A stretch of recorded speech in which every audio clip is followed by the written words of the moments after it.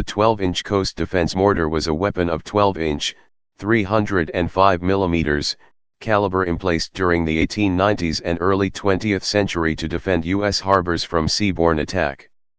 In 1886, when the Endicott Board set forth its plan for upgrading the coast defenses of the United States, it relied primarily on mortars, not guns, to defend American harbors. Over the years, provision was made for fortifications that would mount some 476 of these weapons, although not all of these tubes were installed. 91 of these weapons were remounted as railway artillery in 1918 to 1919, but this was too late to see action in World War I.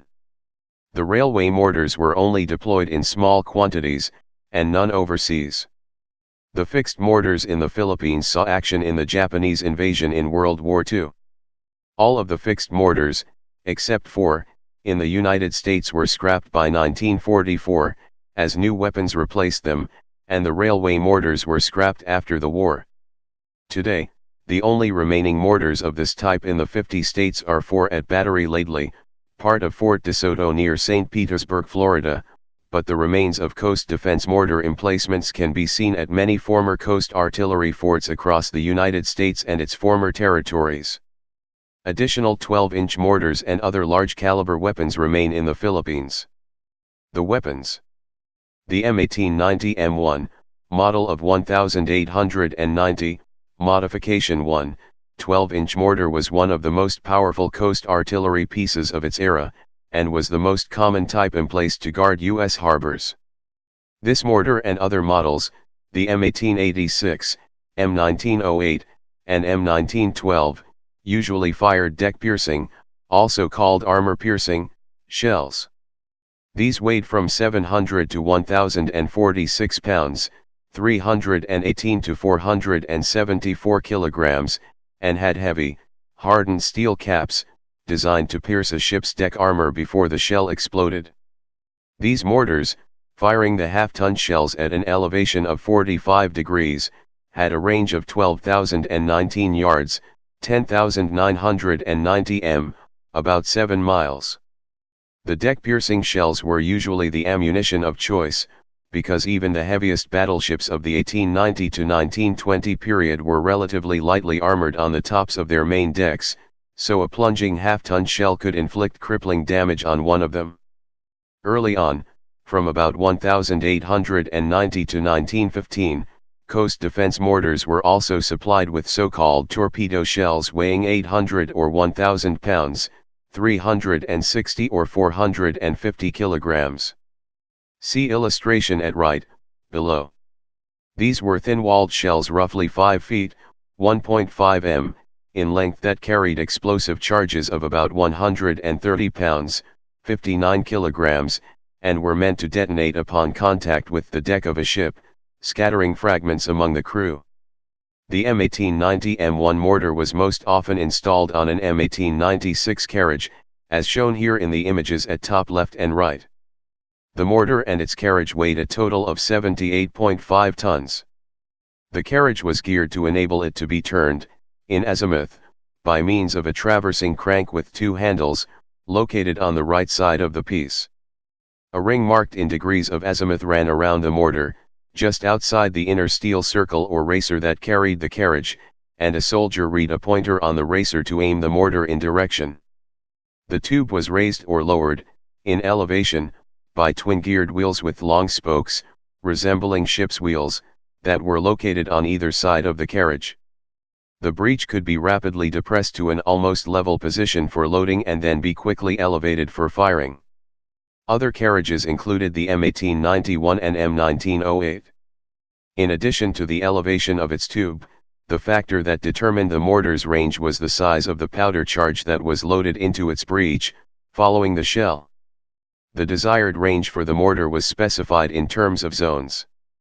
The smallest zone, shortest range, was Zone 1, and the largest, longest range, was Zone 9.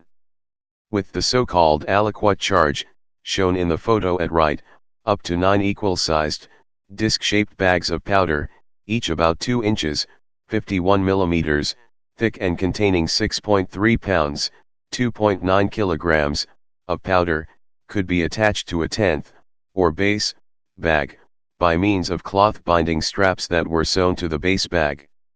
Often the base bag was painted red, indicating that the powder assembly was to be loaded into the breech red end last, so that it bumped up against the closing breech block, or faced the gunner.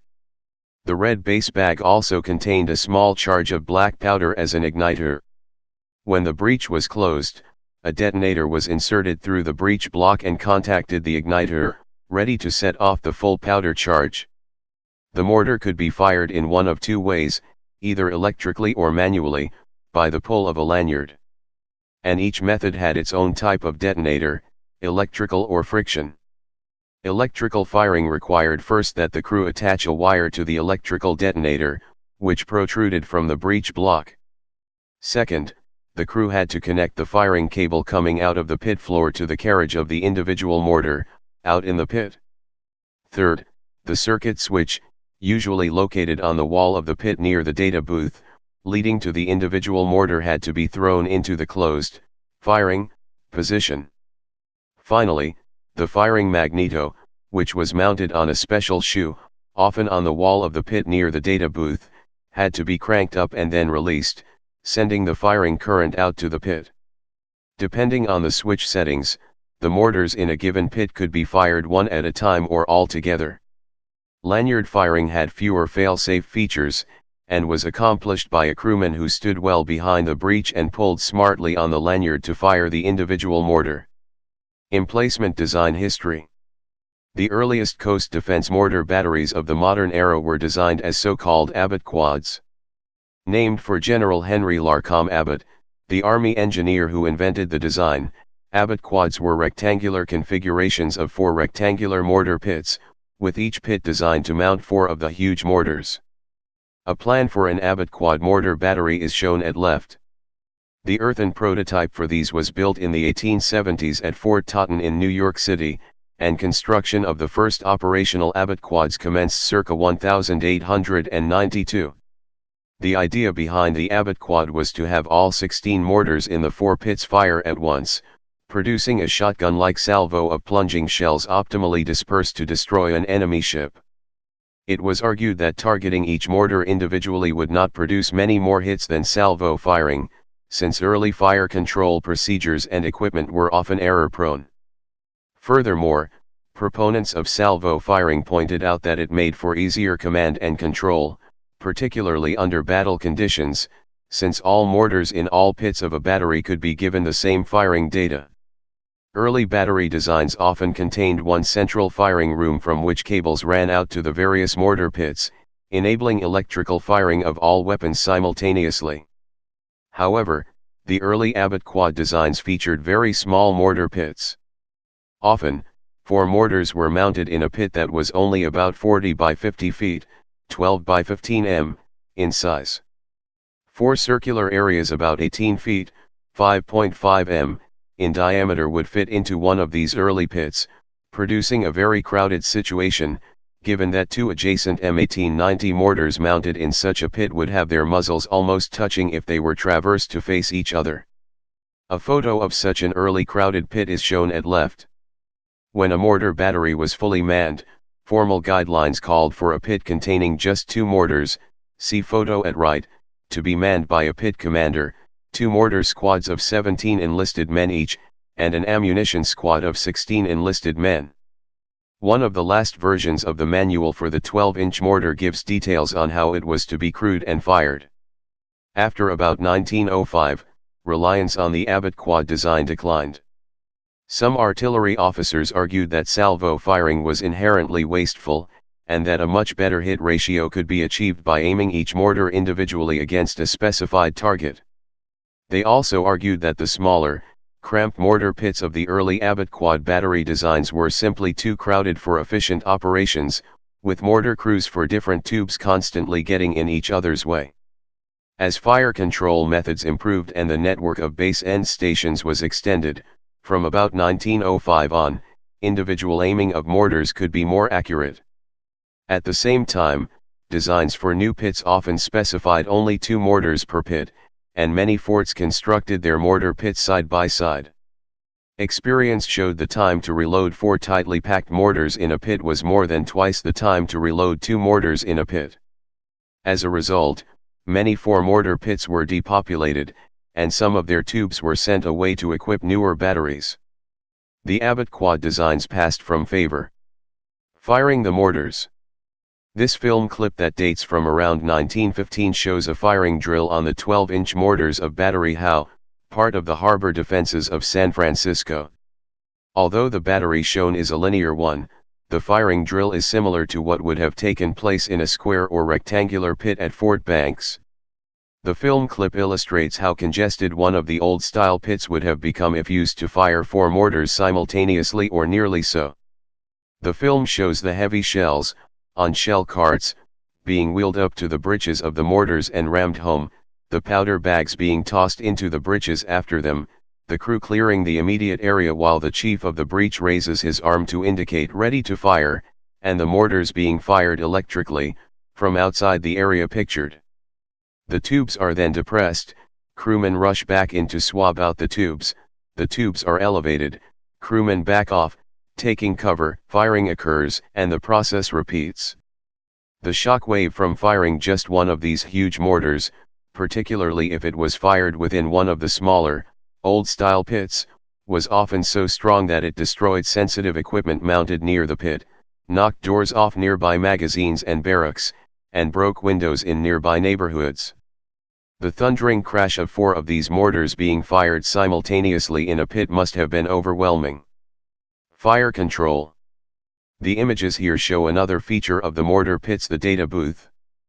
Personnel in this small space, with its tapered viewing slits, received the coordinates, azimuth and elevation, that had been calculated via plotting board by the battery's range unit as the firing coordinates for the mortars in order for them to hit their targets. These booths were either small, freestanding structures, about 10 feet, 3.0 m, square and 7 feet, 2.1 m, tall, as shown here in the topmost photos, or were built into one of the walls of the mortar pit itself, lower photo at right. The reconstructed data board in the photo at left hangs off the side of the data booth and is used to post the firing coordinates for mortars number 3 and number 4 in its pit, evidently the only 2 mortars there. The zone number posted on the board refers to the size of the powder charge to be loaded for the coming shot. The top photo at right shows a decomposed set of slats, which likely used to have slates attached to them, that could have firing data chalked onto them and then be slid out of the data booth so they could be seen by the mortar crews in the pit. Since crews of the mortars could not see their targets, they were especially dependent on the overall fire control system, with its base end stations and plotting room, to locate and pinpoint targets for them to hit. Railway mortars. After the American entry into World War I on April 6, 1917, the U.S. Army considered converting coast artillery weapons to railway mounts for use on the Western Front. Railway guns were in use by all the major belligerents in the war by that time. Among the weapons that could be spared from fixed defenses were 150 12-inch mortars, removed from 4 mortar pits. Contracts were let for mounting 91 mortars on railway carriages known as the M1918 carriage, railway. A hydropneumatic recuperator and outriggers allowed for all-around fire from the railway mounting, which weighed 88 tons. 45 railway mortar carriages were completed by the Morgan Engineering Company of Alliance, Ohio by April 7, 1919. All 91 contracted mortars were eventually mounted. The following footnoted article shows the firing of an M1890 mortar on a railway mounting. Since the mounting permitted all-around fire and thus tracking of a moving target, the 12-inch railway mortar, along with 8-inch guns and 12 7-inch guns on similar carriages, was retained after World War I for future coast defense use. The Army conducted tests with railway mortars in the 1930s. Some, probably 4, of the railway mortars were assigned to Battery C, 52nd Railway Artillery Battalion, and tested at the Sandy Hook Proving Ground at Fort Hancock, New Jersey and also at Fort Miles, Delaware. During World War II, a battery of 4 railway mortars was among the temporary harbor defenses of Grays Harbor, Washington, and emplacements for an additional battery at Cape George, Washington were constructed but never armed. Combat service. Probably the only U.S. 12-inch mortars to see action were those in the Philippines in 1942, particularly Battery Way and Battery Geary on Corregidor. These batteries totaled 12 mortars and were used in the fight against the Japanese invasion. However, as with other U.S. pre-1922 fortifications, designed well before the airplane was invented, the open-top emplacement design left the mortars open to air and high-angle artillery attack. They also had mostly armor-piercing ammunition which would penetrate into the ground before exploding and therefore was less effective than high-explosive ammunition against ground forces. Other 12-inch mortars were Battery Koehler on Caraballo Island, Fort Frank, which was used for ineffectual counter-battery fire against the Japanese Kondo Detachment artillery on the southern shore of Manila Bay, and Battery Craighill on Caballo Island, Fort Hughes, which fired at targets generated locally and from Corregidor. Battery Craighill was manned by naval personnel from the gunboat Mindanao. All forts were surrendered on May 6, 1942 along with Corregidor. 10 mortars remain at Batteries Way and Geary while 4 mortars remain at Fort Hughes as of 2014. In the desperate defense of Corregidor, an attempt was made to use these mortars as anti-aircraft weapons. 3 types of fuses were tried: powder train and mechanical time fuses for 3-inch AA guns, and a shrapnel fuse for 155 mm GPF field guns. None of these resulted in detonation of the mortar shell. The leading theories were that either the low rotational velocity of the shell or the small booster charge in the fuses precluded detonation. Surviving examples. 19 12-inch mortars survive, mostly in the Philippines, with 4 at Fort DeSoto on Mullet Key near St. Petersburg, Florida.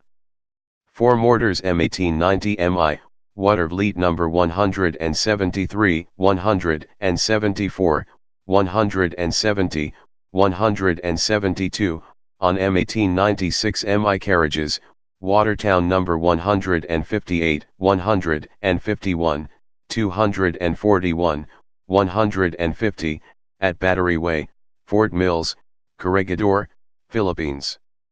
2 mortars M1890 MI, Bethlehem No. 31, 40, on M1896 MI carriages, Unk manufacturer, No. 104, 210, at Battery Geary Pit A, Fort Mills, Corregidor, Philippines. 4 mortars M1908, Watervliet No. 2, 22, 13, 12, on M1908 carriages, Unk manufacturer, No. 17, 20, 19, 18, at Battery Geary Pit B, Fort Mills, Corregidor, Philippines.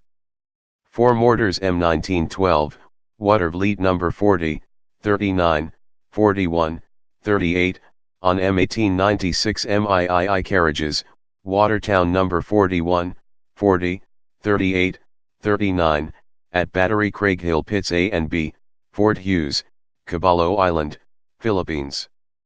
4 mortars M1890 MI, Watervliet No. 22, 86, 132, 135, on M1896 MI carriages, American Hoist No. 183, 184, 185, 187, at Battery Laidley Pits A and B, Fort DeSoto, Mullet Key, Florida.